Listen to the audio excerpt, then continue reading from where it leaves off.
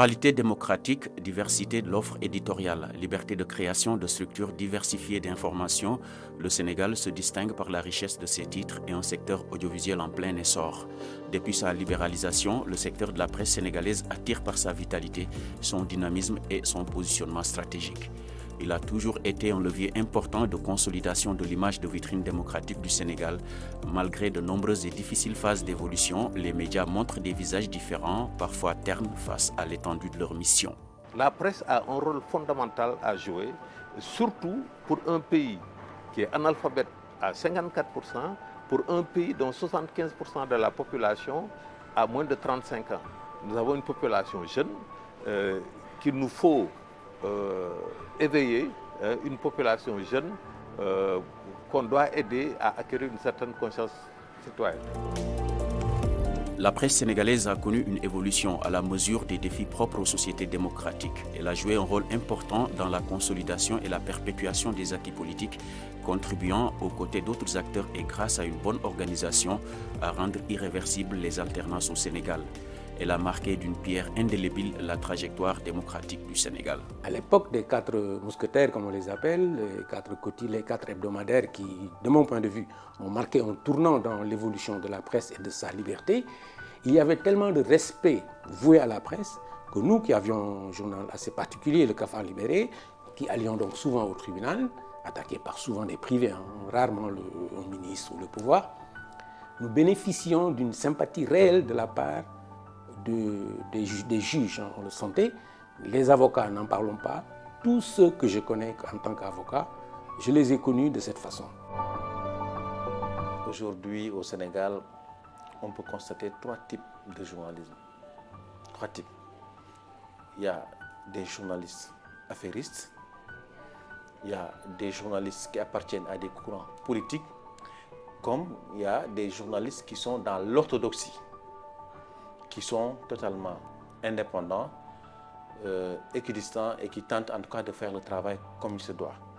Les affairistes, eux, ce qui les intéresse, c'est le profit. Ce qui les intéresse, c'est-à-dire de trouver des links qui leur permettent de fructifier leurs affaires. Eux, ils font presque plus du journalisme. Et aujourd'hui, c'est ce qu'on voit, en fait, des unes qui manipulent la population. L'information est vendue et donc, ça, c'est pas du journalisme. Malheureusement, on vit cela. Et c'est parce que aussi, il n'y a pas un organe de régulation fort et qui a, disons, dans ses compétences, la presse écrite et la presse en ligne. Le désir de se hisser à la hauteur des enjeux démocratiques et à occuper leur rang a poussé les journalistes surtout à jouer pleinement leur rôle, bravant des interdits, évitant de se fixer des limites sur la liberté d'informer, refusant de céder à la peur malgré une répression grandissante sur les acteurs des médias à des périodes déterminées de l'évolution politique du Sénégal. Entre 2021 et 2024, les journalistes ont rarement subi autant de violence, faisant face malgré tout à une dure répression politique les ciblant en premier. Une situation qui a dégradé les conditions de l'exercice de leur métier avec des emprisonnements interminables, des suspensions de médias et des coupures d'Internet qui ont choqué la communauté internationale et mobilisé les organisations de défense des droits des journalistes. Des écueils qui ont fait chuter le Sénégal de 30 places dans le classement mondial de la liberté de la presse. Souvent, quand il y a des troubles sociopolitiques, comme les troubles que le pays a traversés pendant toute cette période-là, ce sont également des moments forts où les journalistes, du point de vue de leur sécurité, avaient été effectivement agressés. Et quand il y a eu effectivement aussi les périodes électorales entre juillet 2022, les locales, les élections législatives et jusqu'à la présidentielle. Mais pas la présidentielle en tant que le jour, mais disons, on peut dire ce qu'on appelle le run-up vers la présidentielle, un peu cette période-là, entre le report annoncé par l'ancien président et la volonté un peu des acteurs politiques de l'époque de pouvoir aller en campagne alors que donc il restait un peu de temps. Les professionnels des médias malmenés doivent faire face à un environnement parfois marqué par des attitudes de complaisance, un milieu dans lequel beaucoup d'autres facteurs sont associés à l'exercice du métier. Aujourd'hui, rien n'interdit à quelqu'un d'avoir son blog, de s'exprimer sur les questions de l'heure, mais ne pas exercer le métier de journaliste qui est un métier que des gens usent 3, 4, 5 ans de leur vie à apprendre là-bas au CESTI ou dans une autre école. Que des gens usent leur énergie à apprendre dans les rédactions pendant 5, 10 ans avant d'oser demander une carte de presse. On a vu ça. Aujourd'hui, les gens se fabriquent eux-mêmes leur carte de presse maison, donnent ça à des jeunes gens, garçons et filles, parfois j'ai de la compassion pour ces gens, et les envoient dans cette jungle intellectuelle où ils viennent, ils ne peuvent même pas s'exprimer par le mal, et on les manipule, on leur fait dire n'importe quoi. Et qu'est-ce qui se passe quand il y a un tribunal? C'est le journaliste qui prend. Le journaliste ou le pseudo-journaliste qui prend. Jamais parfois les hommes politiques ou les hommes d'affaires ou qui leur ont fait faire des sottises. Face à de nombreuses mutations auxquelles ils ne se sont probablement pas assez préparés, les médias sénégalais ont parfois rendu de pâles copies. Résultat de situations non maîtrisées, de mauvais choix et de ce que certains acteurs désignent comme des exemples de manquement à la déontologie, subissant ainsi de plein fouet dans différents contextes politico-économiques des foudres de personnalités de divers horizons, surtout politiques. Le dimanche 9 juin 2024, par exemple, lors d'une conférence organisée par les jeunes de son parti, PASTEF, le Premier ministre Ousmane Sonko a déclaré ce qui suit. On ne va plus permettre que des médias écrivent ce qu'ils veulent sur des personnes au nom d'une soi-disant liberté de la presse sans aucune source fiable.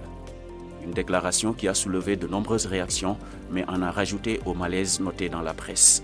Il y a une part de vérité dans ce qui a été dit, dans le constat qui a été fait par rapport à la presse sénégalaise, parce que tout simplement, les entreprises de presse ne sont pas contrôlées uniquement par des professionnels des médias. Il y a des hommes d'affaires qui sauvegardent leurs intérêts.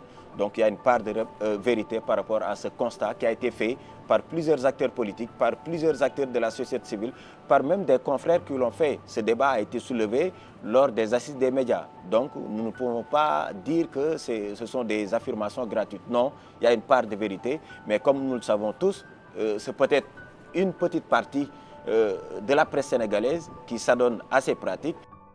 La presse, aujourd'hui, à cause des problèmes, n'a pas cette image qu'elle a eue. Un moment, un pouvoir avait beau être gêné par la presse, il hésitait à l'attaquer de front. Je suis là depuis assez longtemps pour pouvoir en témoigner. Le pouvoir socialiste, le pouvoir libéral, les républicains de Macky Sall, ça a rarement été aussi ouvert en tant que conflit. J'ai vu des conflits presse pouvoir, j'en ai beaucoup vu, mais là, de cette façon-là. L'un des problèmes majeurs du milieu médiatique est la difficulté à assurer un contrôle plein et total du secteur. Pourtant, ce ne sont pas des initiatives qui manquent. De l'élaboration de la première mouture du Code de la presse aux assises des médias ouverts en août 2023, beaucoup de pas ont été faits. Sous l'égide du Conseil pour le respect de l'éthique et de la déontologie, l'autorégulation est assumée par un organe composé de journalistes qui ont blanchi sous le harnais. L'autorégulation est venue trouver la régulation, qui a démarré la régulation chez nous au début des années 90.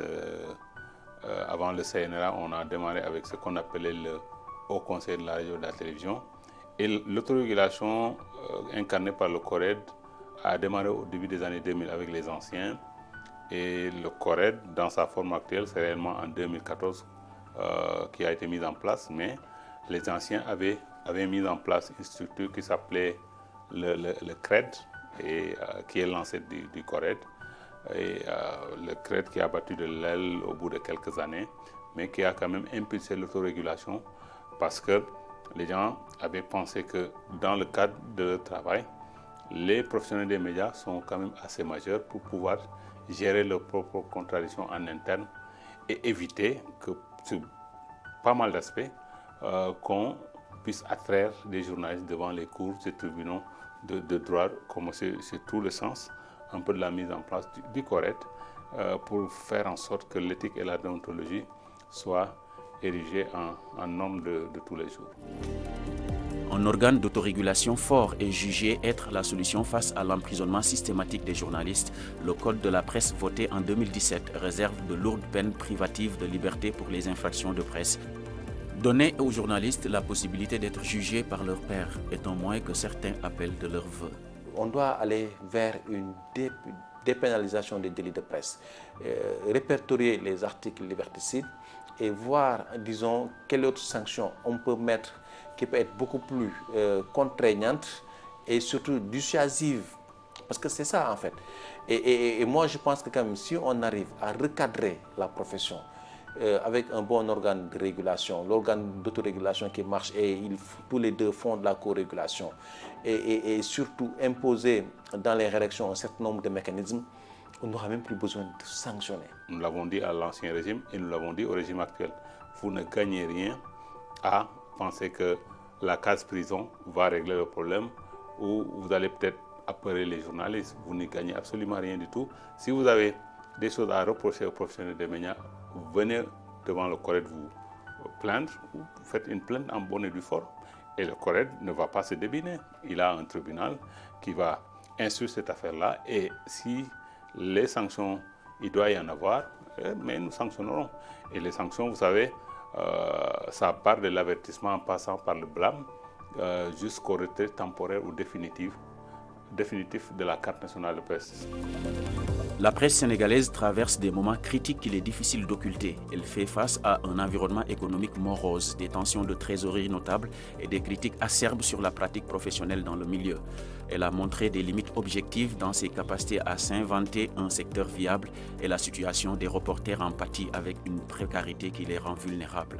Nous avons essayé de mener une étude au sein de la Convention récemment et nous avons donné la parole au moins à 216 reporters qui sont à Dakar et à l'intérieur du pays. Et les résultats ont montré que plus de 26% de ces reporters n'ont pas de contrat de travail et plus de 30% n'ont pas de salaire à la fin du mois. Donc c'est une situation que nous dénonçons, une situation déplorable. C'est pourquoi d'ailleurs nous voulons interpeller le président de la République du Sénégal, Bassirou Diomaye Diakhar Faye, qui durant la campagne électorale avait annoncé même la couleur en disant que le problème des patrons de presse n'est pas forcément le problème des reporters. Aujourd'hui, les entreprises de presse sont quasiment en faillite pour la plupart, qu'elles soient du secteur public, qu'elles soient du secteur privé. C'est ça qui a motivé un plaidoyer auprès de l'ancien président de la République, le président Macky Sall, qui nous a accordé une audience le 18 mars. Nous avons fait un plaidoyer pour lui dire que s'il n'y a pas une décision politique de la part de l'État pour juguler la crise qu'il y a au niveau du secteur de la presse, c'est le Sénégal qui va en pâtir. C'est la démocratie sénégalaise qui va en pâtir, c'est la stabilité politique et sociale du Sénégal qui va en pâtir. Actuellement, de grands groupes de presse ont des arriérés de salaire de plusieurs mois, sans compter le fait qu'aujourd'hui la presse ne cotise plus au niveau de l'IPRES et de la Caisse de sécurité sociale. Donc, et également la couverture maladie qui en pâtit parce que les cotisations ne sont pas versées au niveau des IPM. On réclame à la presse des revenus qu'elle n'a pas. En ce sens que la presse qui ne vit que de la publicité, cette publicité-là n'est pas réglementée au Sénégal. Okay? À savoir que la loi sur la publicité date de 1983. Ça fait 41 ans. Non seulement elle est obsolète dans ces termes, mais en plus de ça, cette loi sur la publicité n'a jamais connu de décret d'application. Donc, c'est-à-dire que c'est un vide juridique dans le secteur de la presse, au point que les agences de communication qui profitent de leur proximité avec l'État pour contrôler le marché publicitaire de l'État. De la même manière, les agences multinationales dans le secteur de la publicité contrôlent le marché sénégalais à plus de 90%. L'aide à la presse était assujettie à des conditions très claires. Il fallait employer au moins 5 journalistes, être à jour de ses cotisations sociales, je crois, et même fiscales, etc., pour bénéficier de l'aide à la presse. Mais vous savez, nous sommes doués, nous Sénégalais, des amis ivoiriens me le rappelaient il y a très longtemps, pour mettre les textes les plus, efficaces, rigoureux, etc., précis, mais pour les respecter. Et ça n'a pas changé jusqu'à aujourd'hui. L'aide à la presse, qui est aujourd'hui de l'ordre du milliard, alors qu'à l'époque c'était une centaine de millions, est distribuée de façon personne ne sait. Le manque de ressources est en partie responsable de l'incapacité des entreprises de presse à s'acquitter de leurs devoirs envers les travailleurs, mais aussi à l'égard des services fiscaux sénégalais. Depuis plus de 2 semaines, elles font face à un terrible rappel à l'ordre. Les comptes de plusieurs d'entre elles ont été bloqués pour non-paiement d'une dette fiscale estimée pour l'ensemble des médias concernés à une 40aine de milliards. Les patrons des médias qui ont plusieurs fois bénéficié de mesures d'effacement de la dette fiscale ces dernières années cherchent des mesures d'apaisement de la situation. Malgré quelques voix dissonantes, ils évoquent la spécificité de l'entreprise de presse. Comme cela se fait dans tous les autres pays du monde, il y a une fiscalité spécifique à l'entreprise de presse. Il y a une fiscalité spécifique même, par exemple en France, sur les salaires des travailleurs des entreprises de presse. Donc nous, c'est ce que nous demandons qu'on applique ici au Sénégal. Le Sénégal, déjà, qui a une fiscalité spécifique par rapport aux secteurs névralgiques, que sont l'agriculture, l'élevage, l'éducation, la santé et même le tourisme. Okay? Ce sont des secteurs stratégiques. Nous considérons que la presse doit être considérée par nos gouvernants comme un secteur stratégique, un secteur névralgique. On a actuellement au Sénégal, la quasi-totalité des entreprises de presse sont en situation de déficit structurel. C'est-à-dire que vous avez des entreprises, c'est-à-dire des communautés professionnelles qui sont organisées pour gagner de l'argent, mais qui sont en situation de déficit structurel. Mais la question qu'on doit se poser, c'est qui finance les déficits des entreprises de presse au Sénégal? Qui finance? Pour la RTS, on sait que c'est l'État qui met la main à la poche. Parce que la RTS est une entreprise publique. Pour l'APS, c'est la même chose. Pour le Soleil, c'est la même chose. Mais pour les entreprises privées, il y a un financement occulte qui permet de maintenir ces entreprises-là à flot. Et ce financement occulte-là doit être banni parce que l'un des principes les plus importants en termes d'indépendance et de qualité de la production de l'information, c'est la transparence.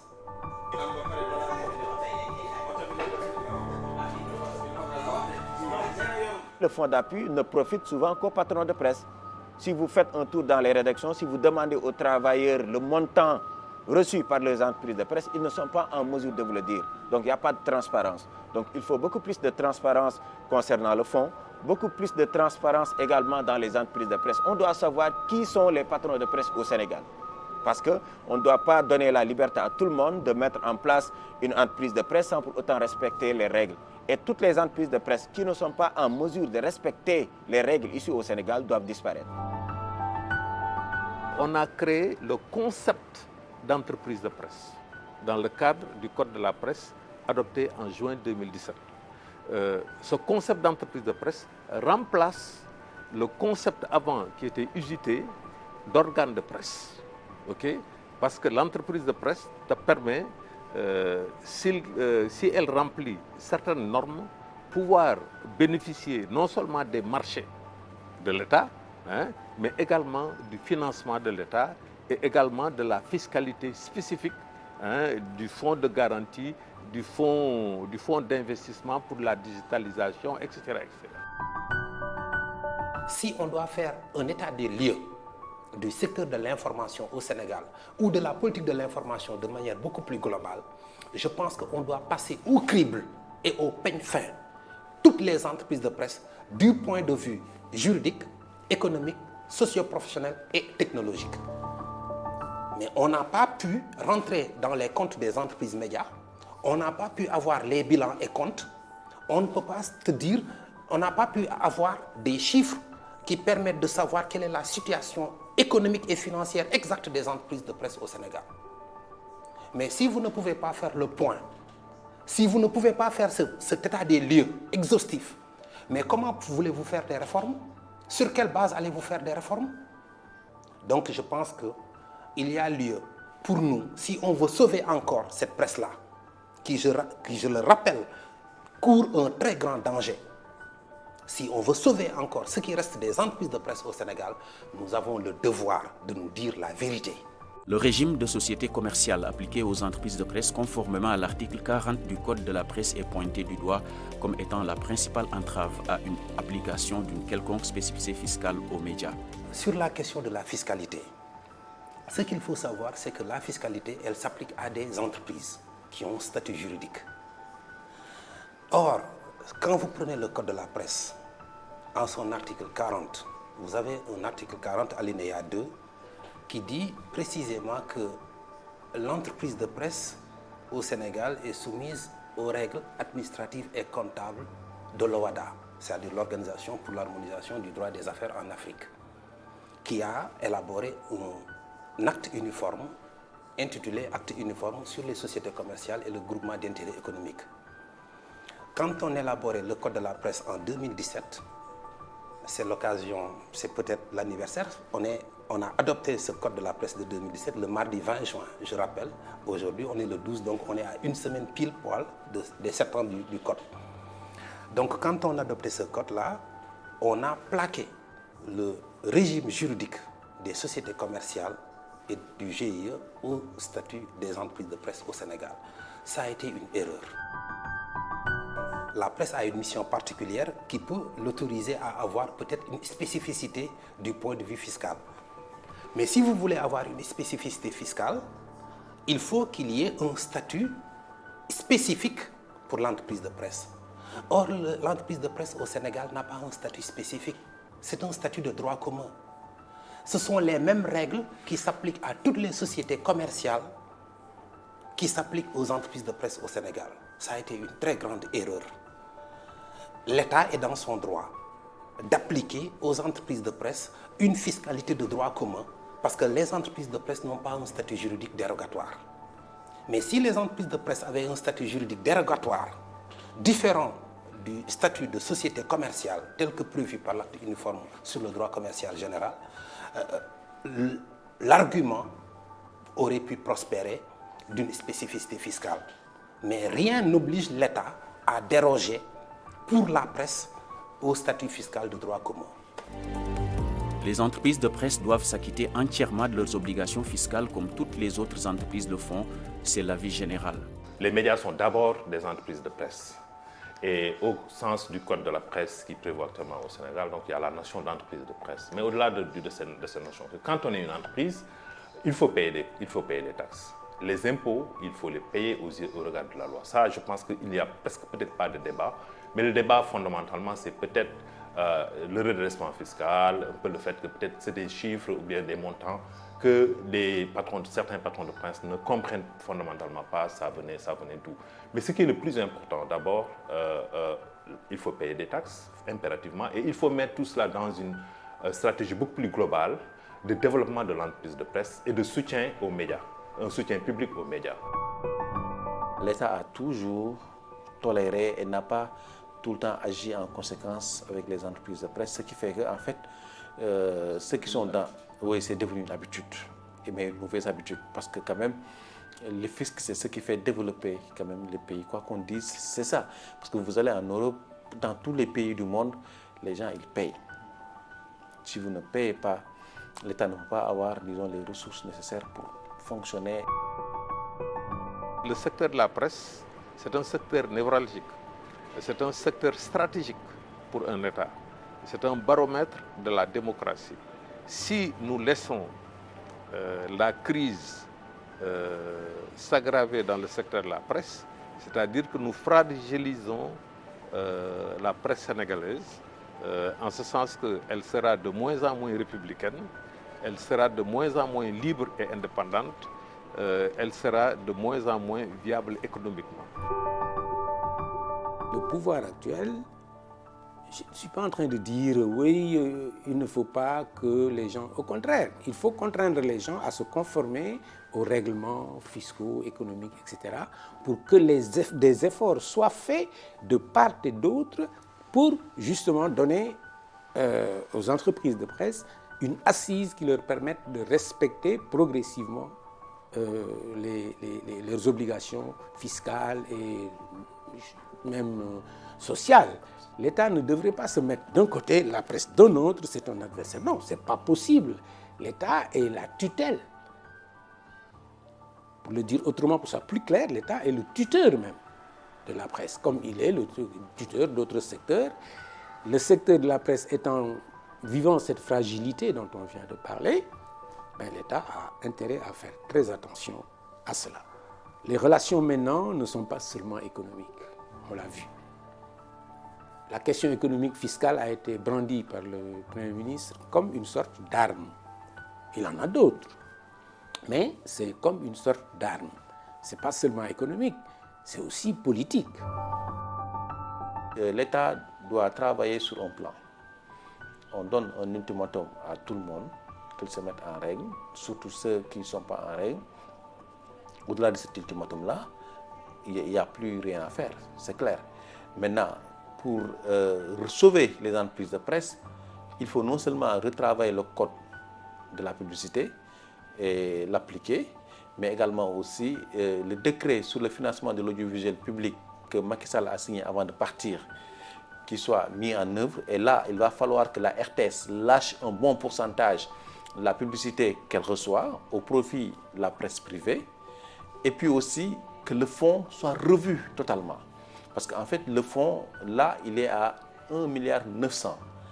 Il est possible de le rallonger, mais avec des conditions bien précises. Comment faire un peu pour dépasser ces situations? Parce qu'il ne faut pas oublier qu'on est également dans le cadre de nouvelles opportunités. Et nous disons aux autorités sénégalaises et même aux médias que ça doit être une opportunité pour un dialogue beaucoup plus franc, mais également des mesures beaucoup plus pérennes qui puissent être bénéfiques et utiles à la corporation d'une manière générale et aux entreprises. Mais tout en gardant un peu leur liberté. Ils n'ont pas besoin un peu les médias n'ont pas besoin un peu d'être un peu entre guillemets à la solde un peu de puissance d'argent ou bien de puissance politique. Et puis ils doivent être en mesure de garder toute leur indépendance, mais également en respecter les lois du pays. L'important, c'est d'avoir un statut juridique spécifique pour l'entreprise de presse. Parce que l'activité d'information est une ambiguïté au plan économique. C'est une ambiguïté, c'est tellement ambigu sur le plan économique, l'activité d'information, que l'information est vendue deux fois. Si vous prenez un journal, on le vend deux fois. On le vend d'abord au lecteur, mais ensuite on le vend à l'annonceur. Pour aider les médias à améliorer leur situation, il faut oser explorer d'autres pistes. L'une des solutions préconisées est la révision du statut juridique des entreprises de presse, accordant une place à tous leurs segments. Au-delà, beaucoup de questions sont à se poser relatives au moyen de garantir l'indépendance des médias dans la production d'une information de qualité, leur protection de toute ingérence extérieure et leur renoncement à la seule logique de marché et du profit à tout prix. Il est important d'avoir un statut spécifique et particulier pour l'entreprise de presse au Sénégal. Et je pense que la société coopérative, en tant que groupement autonome de personnes qui se réunissent volontairement pour satisfaire des aspirations ou des besoins à caractère économique, sociaux ou culturel, afin de mettre en place une entreprise dont la propriété et la gestion sont collectives, je pense que ce statut-là de la société coopérative correspond fondamentalement à l'activité d'information. Il faut que les entreprises de presse au Sénégal, ou en tout cas, c'est ma suggestion, je pense que les entreprises de presse au Sénégal gagneraient beaucoup à avoir un statut de société coopérative d'information. Et cette société coopérative d'information, cette STI, elle serait gérée et sa propriété serait collective ainsi que sa gestion. C'est-à-dire que les journalistes, les techniciens et les patrons de presse seraient au même niveau. Dans une société commerciale, c'est celui qui a le plus d'argent, qui a le plus voix au chapitre, parce qu'il a le plus d'actions. Mais là, dans la société coopérative, ce n'est pas le cas. Quels que soient les montants que vous avez injectés, vous n'avez droit qu'à une seule voix, parce que c'est l'égalité. Et je pense qu'il faut extirper l'activité d'information de ce carcan commercial où on cherche à gagner de l'argent, où on cherche à faire du profit, où on obéit aux lois du marché. L'activité d'information est une activité à caractère idéologique. Si vous regardez au Sénégal, si l'appareil idéologique de l'État s'est affaissé, que ce soit l'école, que ça soit la presse, que ça soit d'autres pans de cet appareil idéologique-là, il y a eu un affaissement de la qualité. Parce que justement, c'est des secteurs qui doivent faire l'objet d'une protection particulière et spécifique de l'État. Et c'est des secteurs aussi qui ne doivent pas mettre en avant la recherche du profit ou du gain. On a maintenant au Sénégal un affaissement de cet appareil idéologique de l'État et une montée en puissance de l'appareil répressif de l'État. Cet appareil répressif de l'État qu'on a vu à l'œuvre ces années passées-là, lors des moments de tension politique, cet appareil répressif prend du grade au détriment de l'appareil idéologique de l'État. Il faut parler à l'intelligence des Sénégalais, il faut parler à l'âme des Sénégalais. Il faut leur parler idéologie, il faut que dans leur télévision, au niveau des radios, au niveau de leurs journaux, que sur les sites d'information, que les Sénégalais puissent avoir du grain à moudre intellectuel. Parce que l'activité d'information est assise sur une liberté de la pensée qui a un caractère intellectuel. Malgré sa richesse, le paysage médiatique sénégalais doit nettoyer ses écuries d'augias. Les médias doivent oser affronter la cruelle réalité de la morosité du milieu en évaluant les différents cadres et en allant au-delà de l'existant. Indispensables en démocratie et offrant des garanties de transparence et de société ouverte, les médias assurent aux populations les moyens de transformation politique et d'émancipation citoyenne.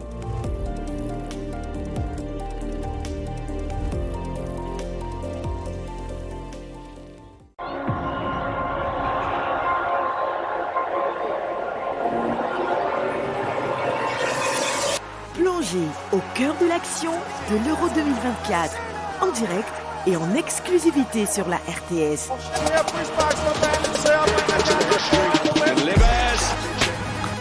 Ne manquez pas une seule seconde de cette compétition palpitante alors que les meilleures équipes européennes s'affrontent pour le titre suprême.